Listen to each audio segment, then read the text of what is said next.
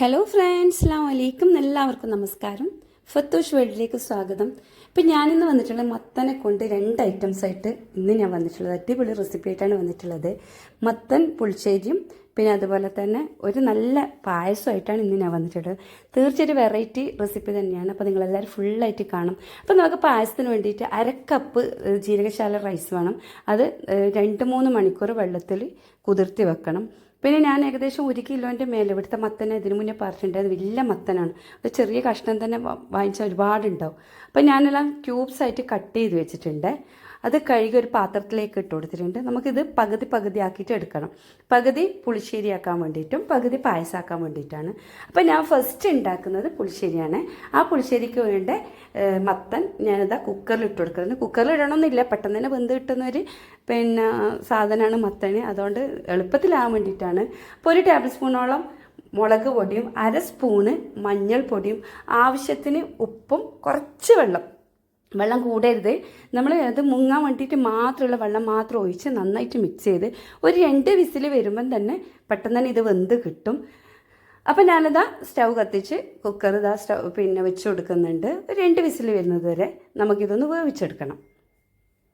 പിന്നെ ഇനി ഇതിന് കുറച്ച് കൂട്ടുകൾ ആവശ്യമുണ്ട്. അതിന് വേണ്ടിയിട്ട് ഞാൻ 1/2 കപ്പ് നല്ല ഫ്രഷ് തേങ്ങ എടുത്തിട്ടുണ്ട്. ഏകദേശം 3/4 കപ്പോളം ഉണ്ട്. കാരണം ഞാൻ പറഞ്ഞ 1 കിലോനാണ് മൊത്തം കറക്റ്റ് എനിക്ക് ഗ്രാം അറിയില്ല. ഒരു 3 ടേബിൾ സ്പൂണോളം കട്ടി തൈര് ഒഴിച്ചു കൊടുത്തിട്ടുണ്ട്. പുളിയുള്ളതാകുമ്പോൾ കുറച്ചും കൂടി ബെറ്ററാണ്. ഇവിടെ പുളിയുള്ള തൈര് കിട്ടില്ല. അപ്പോൾ 2 നല്ല അരച്ചെടുത്തിട്ടുണ്ട്. തേങ്ങയും തൈരും കുറച്ച് ജീരകം ഇടണം, അത് ഞാൻ വിട്ടുപോയി. അരച്ചെടുത്തിട്ടുണ്ട്. നല്ല രീതിയിൽ തന്നെ അരച്ചെടുക്കുക. അതിന് ശേഷം നമ്മൾ എന്താ ചെയ്യേണ്ടത്, ഒരു പാൻ വെച്ച് ചൂടായതിന് ശേഷം 1/2 ടീസ്പൂൺ ഉലുവയും 1/2 ടീസ്പൂൺ കടുകും കൂടി നന്നായിട്ടൊന്ന് വറുത്തെടുക്കണം. ലോ ഫ്ലെയിമിലിട്ടിട്ട് വറുക്കണേ, അല്ലെങ്കിൽ പെട്ടെന്ന് തന്നെ കരിഞ്ഞു പോകും. അപ്പോൾ നമുക്കത് മിക്സിയിൽ ചാലിട്ട് പൊടിച്ചാലും മതി. ഞാൻ പിന്നെ അത് കുറച്ച് പണിയാണ്, അതുകൊണ്ട് ഞാൻ ഇവിടെ നമ്മൾ ഇഞ്ചി കുത്തുന്ന ഇതുണ്ടല്ലോ അതിലിട്ടിട്ട് നന്നായിട്ടൊന്ന് പൊടിച്ചെടുത്തിട്ടുണ്ട്. പെട്ടെന്നാവും. അപ്പോൾ നമ്മൾ മത്തൻ ഇതാ ഇവിടെ നന്നായിട്ട് വെന്ത് വന്നിട്ടുണ്ട്. ഇത് നമ്മൾ അരച്ച് വെച്ച അരപ്പ് ഇതിലേക്ക് ആഡ് ചെയ്ത് കൊടുക്കുക. നന്നായിട്ടൊന്ന് മിക്സ് ചെയ്ത് കൊടുക്കുക. നമ്മളിത് അടുപ്പത്ത് വെച്ച് ചൂടാക്കേണ്ട ആവശ്യമില്ല. എന്നിട്ട് നമ്മൾ പൊടിച്ചെടുത്ത ഉലുവയും കടുവും കൂടിയിട്ട് ഇതിലേക്കിട്ട മിക്സ് ജസ്റ്റ് ഒന്ന് ചൂടാക്കി കൊടുത്താൽ മതി കേട്ടോ. ഒരുപാട് ടൈം വെക്കരുത്, തൈര് പെട്ടെന്ന് പൊട്ടിപ്പോവും. അതിൻ്റെ ശേഷം വെളിച്ചെണ്ണയിൽ കുറച്ച് ജീരകവും കറിവേപ്പില ഇല്ലാത്തതുകൊണ്ട് കറിവേപ്പിലയും അതുപോലെ വറ്റൽമുളകും ഇട്ട് നന്നായിട്ട് പൊട്ടിച്ച് ഇതിലേക്ക് ഒഴിച്ചു കൊടുത്തു. കാരണം ജീരകം ഞാൻ തേങ്ങയിൽ ഇടാൻ വിട്ടുപോയത് കൊണ്ട് മാത്രമാണ് എണ്ണയിലേക്ക് ജീരകം ഇട്ട് കൊടുത്തത്. നിങ്ങൾ തേങ്ങ ഇറക്കുമ്പോൾ ജീരകം ഇട്ട് കൊടുത്താൽ മതി. അപ്പോൾ നമ്മളെ പുളിശ്ശേരി ഇവിടെ റെഡി ആയിട്ടുണ്ട്. സൂപ്പർ ടേസ്റ്റ്, അടിപൊളി ടേസ്റ്റാണ്. ഇനി നമുക്ക് പായസം ഉണ്ടാക്കണം. അതിന് വേണ്ടി 3 കഷ്ണം വെല്ലം ഇട്ട് ഞാൻ കുറുക്കാൻ വെച്ചിട്ടുണ്ട്. നമ്മൾ ബാക്കി വെച്ച മത്തൻ നേരത്തെ അതേ കുക്കർ തന്നെ കഴുകി വൃത്തിയാക്കിയതിന് ശേഷം അതിലേക്ക് ഇട്ട് കൊടുത്തതിന് ശേഷം ഒരു 2 കപ്പ് പാല് നമുക്ക് ഈ മത്തൻ വേവിച്ചെടുക്കണം. അപ്പം നമ്മൾ അരി ഇതാ നന്നായിട്ട് പൊതിർന്ന് വന്നിട്ടുണ്ട്. അരി കുറച്ച് പാൽ ഒഴിച്ചിട്ട് നമുക്ക് അരച്ചെടുക്കണം. നല്ല കട്ടിയിൽ തന്നെ അരച്ചെടുക്കുക. നല്ലോണം മെതിഞ്ഞ് വരണം കേട്ടോ. പാൽ ഒഴിച്ചിട്ട് തന്നെ അരച്ചെടുക്കുക. നമ്മൾ പാൽ തന്നെ ഇതിൽ ചെയ്യുമ്പോൾ ഒരു പ്രത്യേക ടേസ്റ്റ് തന്നെ ഉണ്ട്. അപ്പം തീർച്ചയായും നിങ്ങളെല്ലാവരും ട്രൈ ചെയ്ത് നോക്കുക.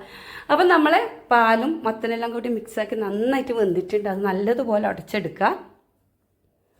നമ്മൾ നേരത്തെ അരച്ച വെച്ച അരിയും പാലും കൂടിയിട്ടുള്ള ഇതിലേക്ക് ആഡ് ചെയ്ത് കൊടുത്ത് ഒരു മീഡിയം ഫ്ലെയിമിലിട്ടിട്ട് ഒരു 5-10 മിനിറ്റ് വേവിച്ചെടുക്കണം. അരി നന്നായിട്ട് വെന്ത് കിട്ടണമല്ലോ. ഒരു 10 മിനിറ്റ് ചെറിയ ഫ്ലെയിമിലിട്ടിട്ട് വേവിച്ചെടുക്കുക. അപ്പം നമ്മൾ നേരത്തെ കുറുക്കി വെച്ച വെള്ളം ഇതിലേക്ക് ഒഴിച്ചു കൊടുക്കുക. ആവശ്യത്തിന് മധുരത്തിന് ആവശ്യമായ വെള്ളം ഒഴിച്ചു കൊടുത്താൽ മതിയേ. പോരെങ്കിൽ നിങ്ങൾക്ക് പഞ്ചസാര ആഡ് ചെയ്യുക. പഞ്ചസാരനെക്കാട്ടും വെള്ളം തന്നെ ശർക്കര തന്നെയാണ് നല്ലത്. അപ്പോൾ നല്ലതാ കുറുക്കി വന്നിട്ടുണ്ട്. ഒരു 10 മിനിറ്റോളം മീഡിയം ഫ്ലെയിമിലിട്ടിട്ടാണ് ഞാൻ കുറുക്കി എടുത്തിട്ടത്.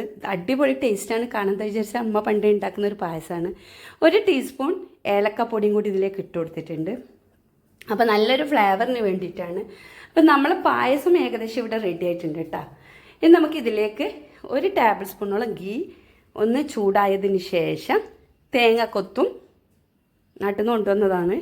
തേങ്ങക്കൊത്ത് ഇട്ട് കൊടുത്ത് ചെറുതായി കട്ട് ചെയ്ത് തേങ്ങക്കൊത്ത് നന്നായിട്ട് ബ്രൗൺ കളർ ആയതിന് ശേഷം മാത്രം ബദാമും അണ്ടിയും, ഇനി ബദാം ഇല്ലെങ്കിൽ കുഴപ്പമില്ല, അണ്ടി ഇട്ട് കൊടുത്താൽ മതി.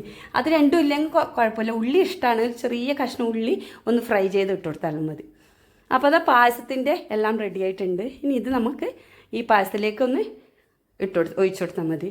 അപ്പോൾ നമ്മൾ അടിപൊളി പായസം നല്ല പുളിശ്ശേരിയും കൂടി ഇവിടെ റെഡി ആയിട്ട് രണ്ടും നല്ല റെസിപ്പി തന്നെയാണ്. ഈ ഓണത്തിന് നിങ്ങളെല്ലാവരും ഇത് ട്രൈ ചെയ്ത് നോക്കുക. ഇഷ്ടമായിട്ടുണ്ടെങ്കിൽ എല്ലാവരും ലൈക്ക് ചെയ്യാനും കമൻറ്റ് ചെയ്യുക, ഷെയർ ചെയ്യുക. ചാനൽ സബ്സ്ക്രൈബ് ചെയ്യാതെ ആരെ കാണുന്നുണ്ടെങ്കിലുണ്ടല്ലോ ചാനൽ സബ്സ്ക്രൈബ് ചെയ്ത് സൈഡിൽ ബെൽ ബട്ടൺ കാണും, അതിൽ നിന്ന് ഓൾ എന്ന ഓപ്ഷൻ തന്നെ ഇനേബിൾ ചെയ്യാൻ മറക്കല്ലേ. അപ്പോൾ ഇൻഷാല്ല നെക്സ്റ്റ് നല്ലൊരു വീഡിയോ ആയിട്ട് വരുന്നത് വരയ്ക്കും. എല്ലാവർക്കും അസ്സലാമ. എന്തായാലും ഇത് വെറൈറ്റിയാണ്, നിങ്ങളെല്ലാവരും ട്രൈ ചെയ്യാൻ മറക്കരുത് പ്ലീസ്. എന്തായാലും ട്രൈ, ഈസി റെസിപ്പിയാണ്. അപ്പോൾ രണ്ടും നിങ്ങൾ ട്രൈ ചെയ്യണം. ഞാൻ ഉണ്ടാക്കിയിട്ട് എല്ലാവർക്കും ഇഷ്ടപ്പെട്ടത് കൊണ്ട് മാത്രമാണ് ഞാൻ അപ്ലോഡ് ചെയ്തത്. അപ്പോൾ നിങ്ങളെല്ലാവരും ട്രൈ ചെയ്യാം. Okay, by.